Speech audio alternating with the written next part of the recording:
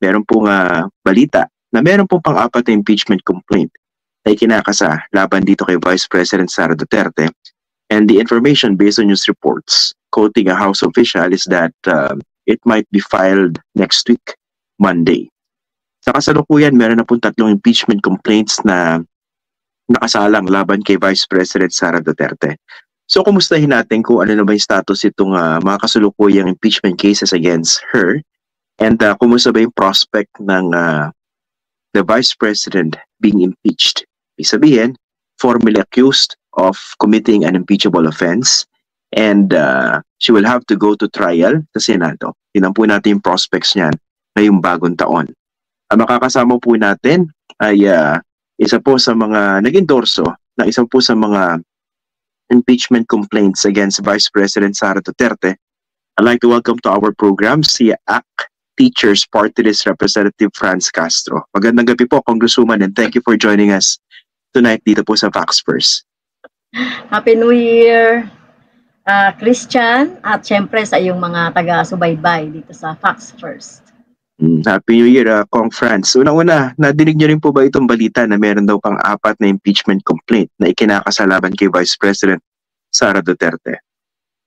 Yes, narinig ko yan kanina sa mga reports, mga news report. Pero bago pa man mag-adjourn ang Congress, naririnig na rami na yan, yung mga may pang-3rd at may pang-4th pa. Kaya medyo hindi naman ako nagulat, hindi naman kami nagulat dahil ine-expect natin yan. So that means to say lang na marami talagang mga sektor na gustong i-impeach etong si Vice President Sara Duterte. Base po sa information na nakalap din po ninyo, no? Saan kaya manggagaling itong 4th impeachment complaint? Anong sektor po kaya ito? O baka naman galing ito sa kongresista? Ano po ba nadidinig ninyo? Well, siyempre, i-endorse yan ng mga kasamahan natin namin na kongresista, pero hindi ko sure kung sino. Ang naririnig ko narinig ko lang pero hindi ako sure, baka sa mga youth sector yan kasi nga, di ba, ang mga kabataan din ay may campaign talaga for impeachment. So far, meron na pong 3 impeachment complaints against the Vice President. Ano po ba yung value ng bilang ng mga reklamo na impeachment laban sa Vice President? Kasi technically, kung isa lang yan, di ba? Tapos mag-prosper into case, yung talaga mag-prosper into trial, it doesn't make any difference, di ba? Pero meron bang additional value yan, yung mas maraming complaints na eventually ko-consolidate?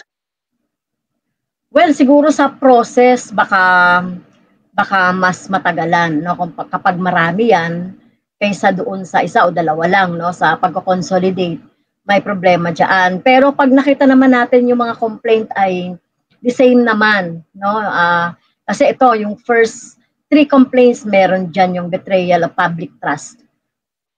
So baka gawin ng Justice Committee diyan, ano, tingnan na lang yung mga common, no. Wala pa naman, hindi pa naman kasi na-endorse itong first 3. Kaya kung may darating na 4th, at syempre ang implication nito, mas maraming complaint sa amin naman, mas maganda. Kasi that goes to show na talagang maraming mga kababayan natin na talagang, impeach at panagutin si VP Sara Duterte doon sa kanyang ginawa. At tingin natin na hindi siya fit, no, doon sa kanyang tungkulin. So basically, para may added political weight kung mas maraming legitimate complaints ang pinafile. I emphasize yung legitimate kasi, diba, technically pwede naman magsampa ng isang walang kwenta impeachment complaint against an impeachable official and tatakbo yung tinatawag na 1-year ban doon sa pagko-file ng another impeachment complaints. So far, yung mga nakikita nyo po ba, wala namang ganun, di ba? All these are legitimate complaints. Yes, oo. Doon sa first 3 complaints naman, mga legitimate naman yan, ng mga complaints. No, talagang common naman yung betrayal of public trust. Yung dalawa, meron kasing graft and corruption, yung first and third. So kami naman, isa lang talaga. Kasi encompassing na lahat yun. Kasi ma-prove mo lang yung isa doon. So ano na talaga. pwede na yon, no, na pwede na pagbatayan yon para doon sa para ma-endorse at ma-trial na, no, magkaroon na ng impeachment trial doon sa Senado. Well, may political implication din itong mas marami yung nagpa-file, no, ng impeachment complaint kasi makikita ng presidente, no, makikita ng leadership ng Kongreso na talagang marami na talagang dapat ayaw, no, ayaw kay Vice President. Kaya kailangan itong harapin, no, ng Kongreso. So far na po ba yung status ng tatlong impeachment complaints? Na-endorse na po ba yan sa Office of the Speaker? Nasaan na po ba yan? Well, hindi pa. Nandun pa lang, sa huling huling balita ako, nandun pa lang siya sa office ni Secretary General. At ang plano, kung wala na talaga na magpa-file pa, well, kung hanggang 4 na lang yan, ay sabay-sabay yan na i-endorse doon sa Speaker. No? At ito, kailangan talagang within 10 days, no, ma-actionan na ng ating ng speaker na ma-endorse yan doon sa Committee on Justice.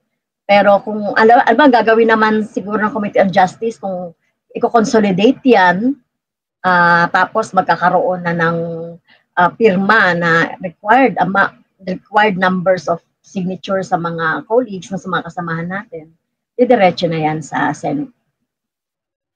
How likely po ba yung idea na mas gamitin yung short route dito sa pag-i-impeach ng Vice President? Yung hindi na dumaan sa mahabang proseso sa Justice Committee, kumalap na lang sapat na bilang ng pirma mula sa mga House members. How likely po ba yan sa ngayon?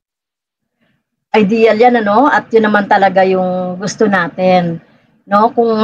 Pero within the process naman, kung gugustuhin naman ng Committee on Justice, ma-consolidate agad dyan at mayroon ng isang common na impeachment complaint na pipirmahan na ng mga kongresista, ay pwede naman na yan na dumiretso. So, how likely?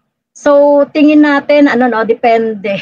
Baka, hindi ako sure kung may mangyayaring ganyan. Pero, tingin ko naman doon sa mga kasamahan natin, kahit na hindi naman pumipirma ng impeachment complaint pa, kung kahit nasaan doon, ay resolve naman sila na dapat na ma-impeach. No? Ako yung sa huling pagkakausap ko sa mga colleagues ko dito sa Kongreso, no, bago mag-recess, marami talaga na gusto rin na gusto rin ng impeachment. Talaga, hindi lang to yung mga nasa minority, yung katulad nyo sa Makabayan. Across the membership? Yes. Across membership yan, may mga nakausap kami. Doon sa minority, may mga pledges pero hindi pa sila gustong pumirma. Kasi dito wait and see Minsan yung mga attitude ng mga kasamahan namin dito, wait and see, inaantay nila yung go signal ng kanilang mga party. No? At gusto rin nila, syempre, kami gusto rin namin na pagpasa yan, pag pinasa yan doon sa Senate, ay assured din kami nung number ng mga senators na talagang na makuha yung numbers. Kaya may mga ganun sigurong mga balancing, mga pagtitimbang. Kumbaga understandable po yan, Kong Franz, yung parang ayaw mong umuna dun sa pila. Yung ilabas mo na agad yung mukha mo. yung leeg mo, ilalabas mo na. Kung hindi matuloy yung impeachment, edi markado na siya kay Sara Duterte. Pero ang punto ko naman po, Kong Franz, marami na naman po dyan sa inyong markado. Bukod po sa inyo. Naturally. Yung mga nandun po sa Quadcom, yung mga nandun po sa Committee on Good Government.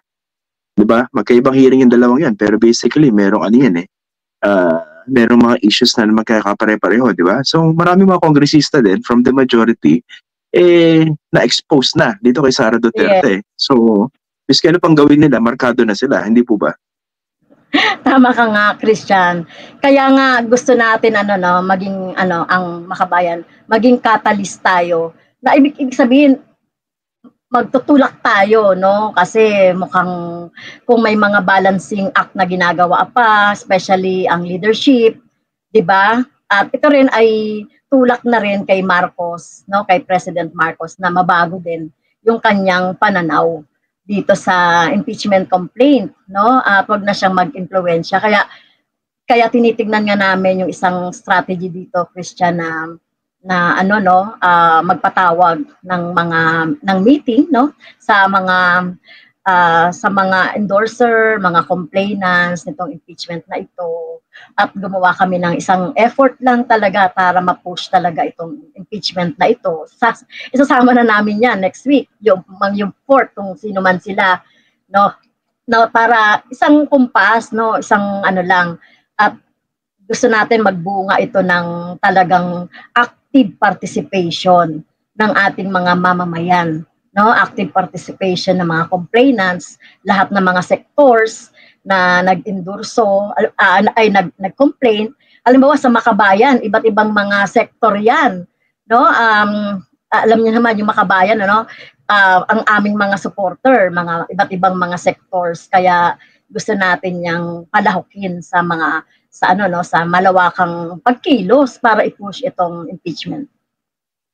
So far, nag-reach out na po ba kayo dun sa ibang mga complainants? Di ba yung first set of complainants, yung galing sa Akbayan, at saka dito sa Magdalo and other groups, di ba? Tapos yung third, yung mga tawag dito, religious organization po ba yun? Nag-reach out na po ba kayo sa kanila? Yeah, so ngayon hindi pa, kasi gusto nating planuhin kung paano yung pag-reach out. May nakatakda kaming pagpupulong bukas kung paano namin gagawin yan. Kasi syempre, iba-ibang may iba't ibang mga political spectrum at so kung paano yung gagawin. Pero kami, malinaw din as of, ito nga, ginagawa na namin yung mga community meeting, yung mga next week na pag may klase na yung mga school hopping. Kaya hindi pa, baka kung maplano yan bukas, no, ng Makabayan, magsisimula na tayo hanggang sa next week. Iaano na namin yung aming plano at hopefully makapag-meeting by during yung pagbubukas ng session. How do you tend to counter yung mobilization in favor of Sara Duterte? Yung mga kinakasang rally, yung mga ganon. Yes, so bukod pa doon sa, syempre kailangan natin munang galing sa holiday no? Kaya kailangan nating painitin yung ating mga mamamayan, ipaliwanag itong impeachment complaint na ito, ano yung nilalaman, ano yung implication, at ano yung pwede nilang gawin. So, yan yung gagawin namin sa mga susunod na linggo kasi may plano rin kami na magkaroon ng malaking mobilization. So kaya nga ine-effort namin na makausap din yung mga complainants na iba pa ng impeachment at saka ito pang fourth para para isa lang yung effort namin at magbubunga ito ng malakihang mobilization by baka before third week ng month na ito or last week, basta Friday, mga ganon. So yun yung plano nating gawin diyan. Ang isa sa mga nagkaroon ng malaki impact, at least publicly, yung sinabi ni BBM before, di ba, before the holiday break, na ayaw niya na pag-proceed yung impeachment complaint sa House. Ayaw niyang pakilusin yung mga House members. Sabi niya, wala laro ito may tutulong sa kahit isang ordinaryong Pilipino, sa buhay ng isang ordinaryong Pilipino. Pero hindi na po naulit yung public pronouncement na yun. No? Nagkaroon po ba ng kahit papano positive impact yung pananahimik ng presidente after that categorical statement doon sa kausa na impeach yung vice president? Well, maganda yung Christian na nahimik siya, no? So wala na kaming narinig na follow up pa doon sa kanyang doon sa kanyang pronouncement. Pero before recess nung tinatanong ko yung iba't ibang mga block dito, especially yung block na talagang avid supporter niya sa Norte, so sabi nila susunod daw sila kung ano yung posisyon ni Presidente Marcos. Pero hopefully dahil tahimik ngayon si President, baka naman nakapagmuni-muni na siya. Na-realize niya talaga na sa amin kasi hindi naman siya dapat na makialam kasi this is a parang gawain naman ito ng Kongreso, no, dahil may mga ano naman kami valid na mga complaint, di ba? Na dapat niya ring respetuhin.